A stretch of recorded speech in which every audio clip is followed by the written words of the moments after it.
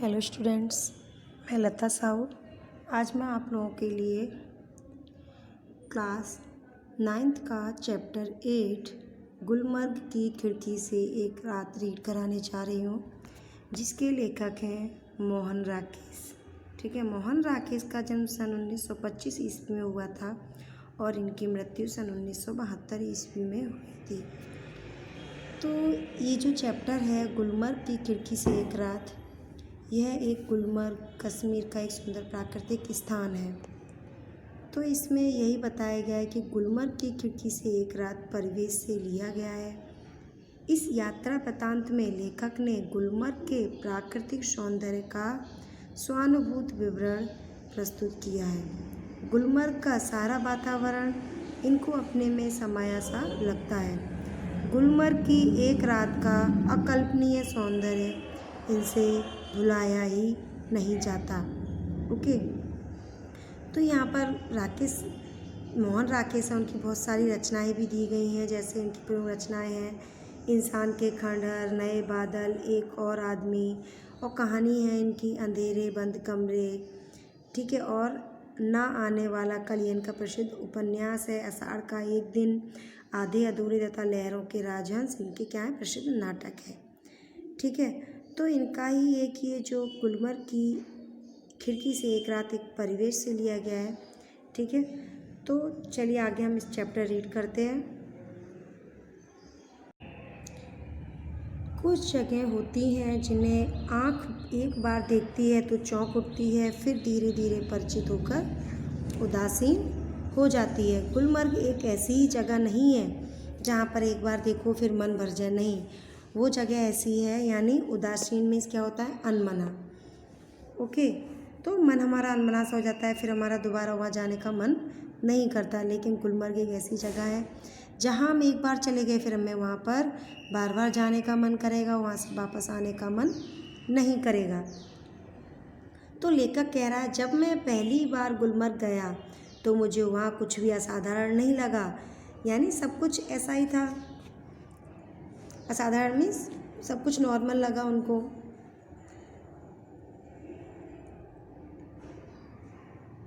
एक खुला सपाट मैदान था, देवदारों के घने झुरमुट, और बस तब मैं घंटे भर में सारा गुलमर्ग घूम आया था। ठीक है, उन्होंने सारा गुलमर्ग देख लिया था, उनको सब कुछ ऐसा ही नॉर्मल लगा कि ये तो बस क्या है, इतनी सी जगह तो है गुलमर्ग में, एक खुला सपाट मैदान, देवदारों के घने झुरमुट, बस इतना ही सब है गुलमर्ग में। लेखक ऐसा सोचने लगा। मगर बाद में महीनों वहाँ रहने पर एहसास हुआ कि पहली बार तो क्या, बाद में भी कभी उस स्थान को पूरा नहीं देख पाया, उसे पूरा कभी देखा ही नहीं जा सकता। शायद यही है कि गुलमर्ग में रहकर वहाँ के साथ व्यक्ति की आत्मीयता धीरे धीरे इतनी गहरी हो जाती है कि वहाँ अपने को भी उस सपाट मैदान के एक हिस्से के रूप में ही देखने लगता है। कांपती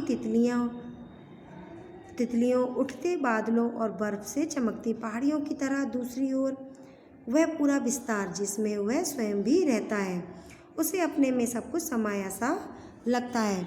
तो लेखक कहता है कि जब वह पहली बार गुलमर्ग जाता है तो लेखक को वहाँ कुछ भी आकर्षक नहीं लगता। ठीक है, पहली बार जाता, बस वहाँ क्या था, एक खुला सपाट मैदान था और देवदार के वृक्ष थे। लेकिन जब वह महीनों वहाँ पर रहे, उसके बाद लेखक को क्या हुआ, लेखक की उससे आत्मीयता हो गई, यानी उनसे आत्मा जैसा एकदम उनके मन में, यानी बस क्या पूरी तरह से क्या गुलमर्ग, उसे लगने लगा जैसे वह भी वहाँ के सपाट मैदानों का एक हिस्सा है और वहाँ के प्राकृतिक दृश्य उसे अपने में समाये हुए से प्रतीक हुए। लेखक कहता है कि गुलमर्ग में रहने के बाद जब वहाँ से विदा लेता है तो उसे अपने आप से बिछुड़ने जैसा अनुभव होता है, क्योंकि वहाँ का वातावरण ही ऐसा है, वहाँ की हरियाली ऐसी है। ठीक है, वहाँ की शाम ऐसी है, वहाँ का सूर्योदय ऐसे होता है, सब कुछ क्या लगता है, लेखक को अपने में समाया सा लगता है। ठीक है, तो वह अपने आप ही क्या था, शायद यही कारण है कि गुलमर्ग में रहकर वहाँ के साथ व्यक्ति की आत्मीयता धीरे धीरे इतनी गहरी हो जाती है कि वह अपने को भी उस सपाट मैदान के एक हिस्से के रूप में ही देखने लगता है कांपती तितलियों, उड़ते बादलों, बर्फ से चमकती पहाड़ियों की तरह। दूसरी ओर वह पूरा विस्तार जिसमें वह स्वयं भी रहता है, उसे अपने में सब कुछ क्या लगता है, समाया हुआ सा लगता है। सूर्योदय, सूर्यास्त होना, दोनों संध्याएं, घना कोहरा, पीली धूप और सब कुछ उसको कैसा लगता है, अपने में समाया हुआ सा। इसीलिए जब व्यक्ति गुलमर्ग से चलता है तो एहसास होता है कि अपने से ही बिछुड़ने का। जब हम कहीं जाते हैं तो हमारा कोई अपना होता है तो हमें ऐसा लगता है हम इससे बिछुड़ रहे हैं, तो हमें दुख होता है। तो ऐसा ही उसको फील होता है, अपने उस रूप से जो इतना परिचित होते हुए भी सदा अपरिचित बना रह जाता है। गुलमर्ग में सपने फूल बनकर उगते हैं। हरियाली के आर पार लाल लाल छतों के ऊपर आकाश में आंखें मुग्ध होकर देखती रहती हैं और फूलों में क्या होता है, नए नए रंग भर जाते हैं। तो गुलमर्ग में क्या होता है, हरियाली की भरमार है। वहाँ पर नीचे हरी हरी घास है, लाल लाल छतों के ऊपर भी सब कुछ, कहाँ वहाँ पर क्या है, हरियाली है पूरी। वातावरण में नई नई कोपलें, कोपलें क्या होता है, कोपले होता है नई पत्तियाँ। ओके, कोपले मीन्स नई पत्तियाँ, फूट आती हैं यानी नई नई पत्तियाँ निकल आती हैं। हर क्षण एक नए अनुभव, नए रोमांच की सृष्टि होती है। सृष्टि मीन्स होता है रचना करना। बादलों के पोर्टिको, पोर्टिको मीन्स क्या होता है, बरामदा। जो बादलों का बरामदा जो होता है, बरामदे के नीचे लोग बाहें फैलाए, यानी जो हम धरती पर रहते हैं तो वो क्या है, बादलों की, उसे क्या बोलेंगे, बरामदे। फैलाए घास पर बैठे हैं, दूर दूर तक सैलानियों की पंक्तियाँ घोड़े दौड़ाती नजर आती हैं। सैलानियों क्या होता है, सैलानियों मीन्स होता है वहाँ जो घूमने आए हुए लोग। तो वो क्या करते हैं, घोड़े पर बैठकर वहाँ पर सवारी करते हैं। रंगों के कुछ बिंदु हरियाली के पट पर जहाँ तहाँ छिटके हैं, तो कहीं कहीं पर क्या हो रहा है, हरियाली नज़र आ रही है। ठीक है, सहसा प्रकाश से नन्ही नन्ही पारदर्शक बूंदें पड़ती हैं। तो वो बूंदें कैसी हैं, ओस। ठीक है, वो क्या है, कुहासा की बूंदें। कुहासा मीन्स क्या होता है, कोहरा। रंगीन बिंदुओं का पूरा विस्तार एक बार सिर जाता है और अपने को समेटने लगता है। हरियाली का सपना कुहासे के फूल में बदल जाता है। तो जहाँ पर पूरी जगह वहाँ पर हरियाली फैली हुई है, तो वहाँ पर क्या होता है, फिर कोहरा होने लगता है और सब कुछ ढकने लगता है। मैदान सुरमई आभा ओढ़ लेता है। आभा मीन्स क्या होता है, तो यहाँ पर क्या है, आभा यानी उसको पूरी तरह से ढक देता है। अब चारों तरफ धुंध ही धुंध है और बेबस होकर फैली पगडंडियाँ। पगडंडी क्या होते हैं, लोगों के लगातार चलने से जो खुद से, जो उनके पैरों के निशान से जो रास्ता बन जाता है, उसे बोलते हैं पगडंडी। तो पगडंडियों की पतली पतली नरम बाहें, जब तक बादल बरसेगा बाहें फैली रहेंगी। यानी जब बारिश हो जाएगी तो जब मिट्टी क्या होगी, वो सब एक जैसी हो जाएगी, तो जो पैरों के निशान है वो मिट जाएंगे, तो बाहें फैली रहेंगी ऐसी ही कोमल, विस्मृत और निढाल। ठीक है, विस्मृत और कैसी, निढाल होकर। ठीक है, सूरज चमकेगा तो फूल में से नया सपना जन्मेगा। आकाश में बादलों के नन्हे नन्हे द्वीप जो है इधर उधर भटकते फिरेंगे। द्वीप क्या होता है, टापू होते हैं। ओके, भेड़ों और बकरियों के रेवड़ क्या होते हैं, मीन्स समूह होते हैं जो एक ग्रुप में जाते हैं। पगडंडियों पर टक जाएंगे, यानी उसी जो पैरों के निशान बने हुए हैं उसी रास्ते से वो लोग निकलेंगे। कौन, भेड़ और बकरियाँ। दिन तब रात की प्रतीक्षा करता सा प्रतीक होगा। रात आएगी तो सब कुछ खामोश हो जाएगा, मैदान की वह खामोशी भी जब दिन के समय इतनी बाचाल हो जाती है। गुलमर्ग की वह रात, लेखक कहता है, गुलमर्ग की वह रात मुझे कभी नहीं भूलेगी वह रात। मैं होटल की खिड़की में खड़ा था, दूर, बहुत दूर सामने से एक बरसती घटा मेरी तरफ बढ़ती आ रही थी। यानी एक घटा आ रही थी, बारिश, ऐसा लग रहा था कि बारिश अभी हो जाएगी। मैं प्रतीक्षा कर रहा था कि कब वह मुझ तक पहुँचे और मुझे अपने में लपेट ले। ठीक है, तो जो वो घटा आ रही थी तो वो क्या कर रही थी, लेखक को ऐसा लग रहा था वो घटा आए और उनको अपने में समेट ले। वो घटा कैसी थी, तूफान की, बादलों की गरजने की, बिजली चमक रही थी, वो ऐसा घटा आ रही थी। बरसती घटा में गिर जाने के बाद सुख मैंने बहुत कम जाना है। घटा ऊपर से घिर आए और व्यक्ति को छोटा करके उस पर छा जाए, यह इससे अलग स्थिति है। इस बार आती हुई घटा का हर संकेत मेरे सामने था और मैं उसके बराबर होकर अपनी खिड़की में खड़ा उसे बुला रहा था कि आ आ, मैं तुझसे कमज़ोर नहीं। हवा तेज़ थी मगर घटा तेज़ी से नहीं बढ़ रही थी। हालांकि तूफान बहुत उठा हुआ था। बार बार जोर की गरज होती थी जिससे धरती और आकाश की सिराएं काँप उठती थीं। बार बार सामने के चित्रपट पर बिजली कौंधती थी और प्रकाश का वह भयानक विस्फोट हर चीज़ को नंगा कर जाता था, यानी कि सब कुछ दिखाई देता था। इतनी तेज़ वहाँ बिजली कड़क रही थी, तूफान आ रहा था, ऐसा लगता था कि बहुत तेज़ बारिश आने वाली है। मैं खुश था कि थोड़ी देर में ये बूंदें मेरे ऊपर बरसेंगी, बिजलियों का यह कहर मेरे ऊपर टूटेगा। मैं बाहें फैलाकर सामने से उसे अपने ऊपर लेने के लिए तैयार था, मगर अचानक हवा रुक गई। बढ़ता हुआ तूफान जहाँ का तहाँ ठिठक गया और दूर ही पर कटे पक्षी की तरह दम तोड़ने लगा। यानी कहते हैं ना, जो गरजते हैं वो बरसते नहीं, इसी तरह से यहाँ पर भी हुआ। इतने बादल गरजे, बिजली कड़की, लेकिन सब कुछ, हवा रुक गई, सब कुछ वहीं कहीं थम गया। ना बारिश आई ही नहीं, बिजली की सांस रुकने लगी और मेरी भी, क्योंकि हवा के रुक जाने से भी बहुत ऊंचे आसमान से नीचे आना पड़ा था। यानी उसको, लेखक को क्या था कि बहुत तेज़ बारिश होगी, वही सुहाने मौसम की वह प्रतीक्षा कर रहा था, लेकिन ऐसा कुछ भी नहीं हुआ। सब कुछ वहीं की वहीं थम गया, यानी रुक गया। तूफान का जोम उतर गया और उसके साथ ही मेरा भी। मैं उसके बराबर का कभी नहीं हो सका।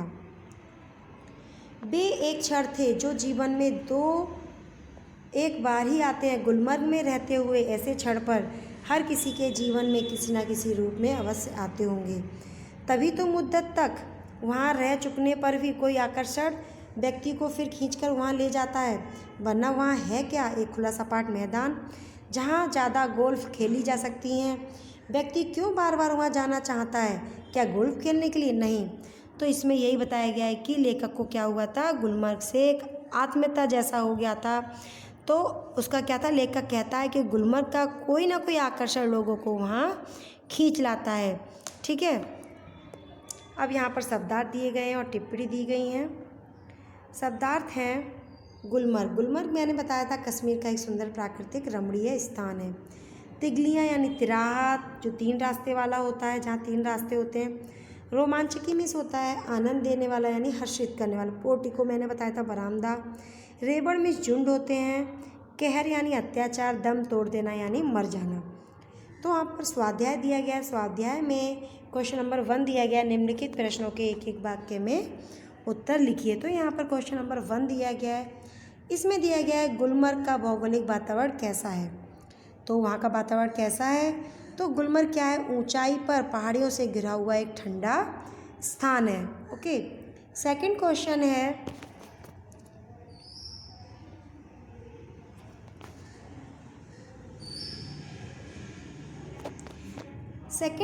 है, लेखक ने गुलमर्ग के साथ व्यक्ति की आत्मीयता बढ़ने का क्या कारण बताया। तो लेखक ने कारण बताया कि उसके साथ व्यक्ति की आत्मीयता बढ़ने का यही कारण है कि गुलमर्ग के अपार आकर्षण को।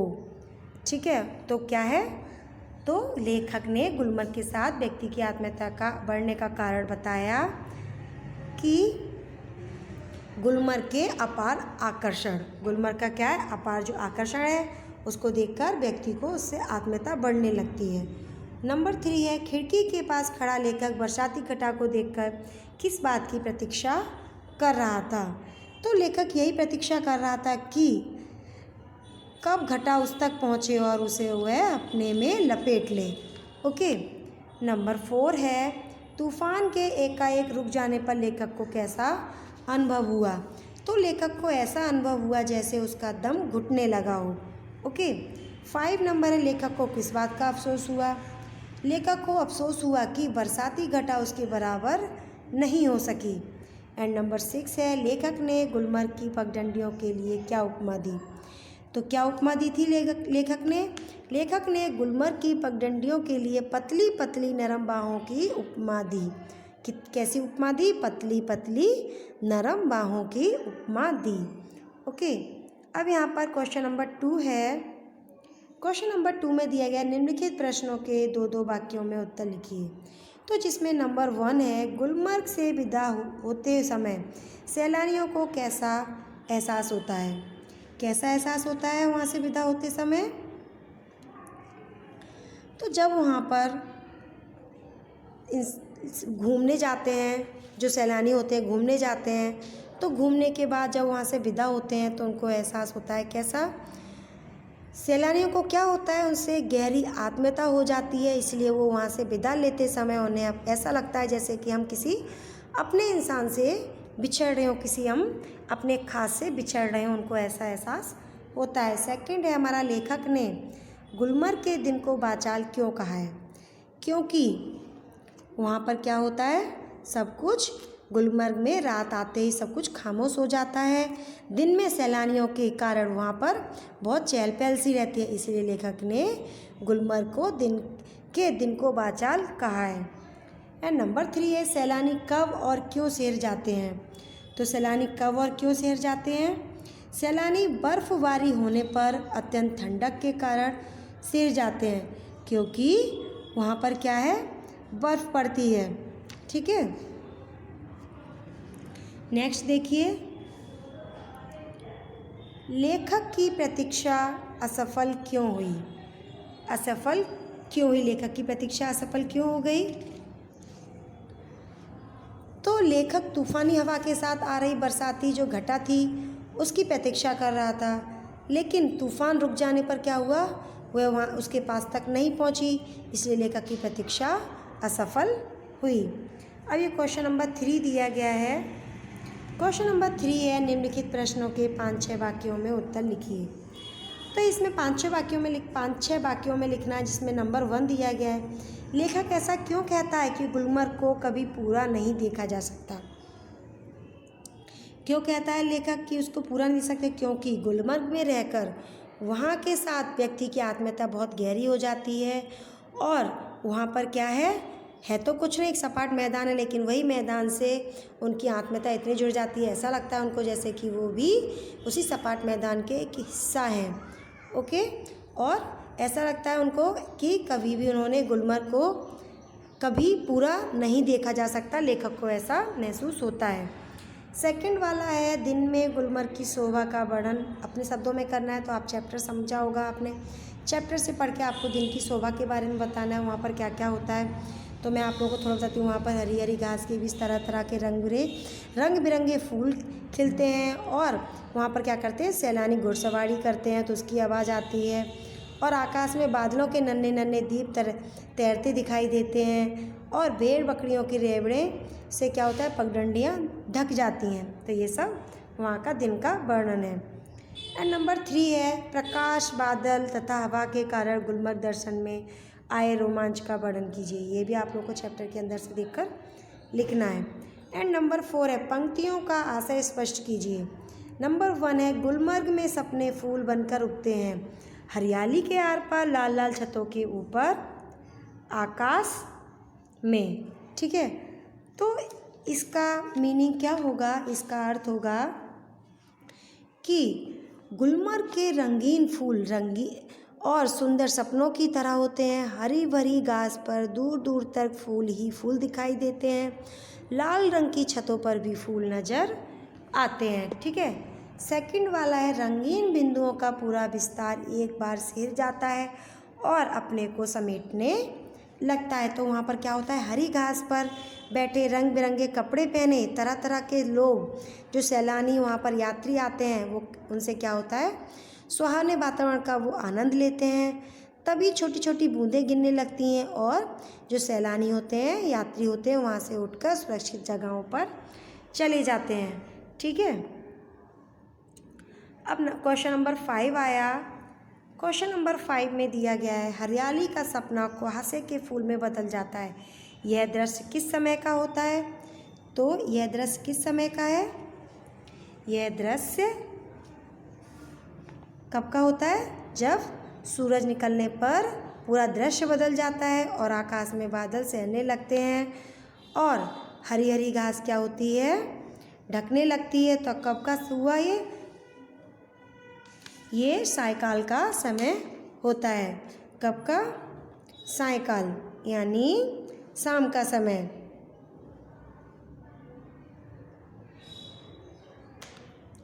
ठीक है, तो इसमें क्या करेंगे अब? संध्या का समय होता है यानी सायंकाल का समय होता है। क्वेश्चन नंबर 6 है, उचित उपसर्ग जोड़कर उनके विरुद्धार्थी शब्द बनाइए। तो यहाँ पर क्या करना है? उपसर्ग यानी आगे हमें जोड़ना है। पीछे के दिए गए हैं, हमें विरुद्धार्थी करना है। साधारण का क्या होगा? असाधारण। मान का क्या होगा? अपमान। उदार का क्या होगा? उदार का यहाँ पर होगा अनुदार। तो क्या ऐड करेंगे हम? अनु। ठीक है, दार। रंग का क्या होगा? बेरंग। स्मृति का होगा विस्मृति, जो आपके चैप्टर में भी दी गई है। सब कुछ आपके चैप्टर में दिया गया। असाधारण भी दिया गया है, स्टार्टिंग में दिया था। मान का होगा अपमान। तो उदार का क्या बताया था? अनुदार। रंग का बेरंग और स्मृति का विस्मृति। यहाँ पर क्वेश्चन नंबर 2 दिया गया, उचित प्रत्यय जोड़कर विशेषण शब्द बनाइए। तो हमें क्या करना है? प्रत्यय यानी पीछे हमें जोड़ना है। जो ये शब्द दिया गया है इसके पीछे हमें जोड़ना है। सुरमा का क्या होगा? सुरमई होगा। क्या होगा? सुरमई। ओके। बरसात का क्या होगा? बरसात का होगा बरसाती। ओके।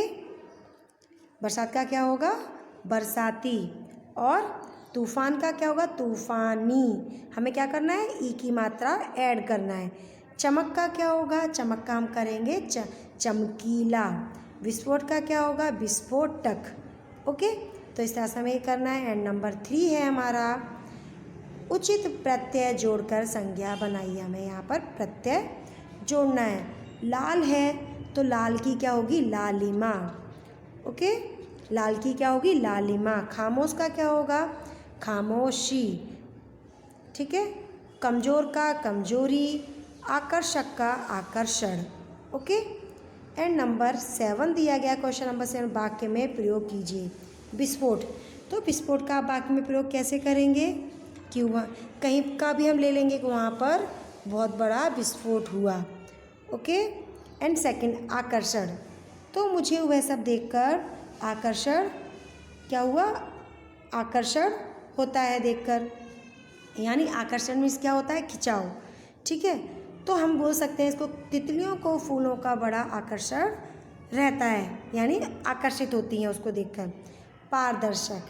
पारदर्शक यानी आर पार दिखाई देना, ट्रांसपेरेंट जो बोलते हैं। तो वहाँ पर हम किसी को बोल सकते हैं कि हम शीशे में आर पार देख सकते हैं। या फिर घना कोहरा कैसा हो गया था? पारदर्शक होने लगा था। ठीक है, रोमांचक। तो हम कहेंगे कि जो वहाँ पर गुलमर्ग था वहाँ पर घूमना हमें बहुत रोमांचक लगता है। रोमांचक मीन्स क्या होता है? रोंगटे खड़े कर देना, यानी बहुत अच्छा लगना। ठीक है, तो यहाँ पर हमारा चैप्टर फिनिश होता है। आप लोग चैप्टर ध्यान से सुनिए जो मैंने रीड कराया और उसका स्वाध्याय फिल कीजिए। Okay, thank you.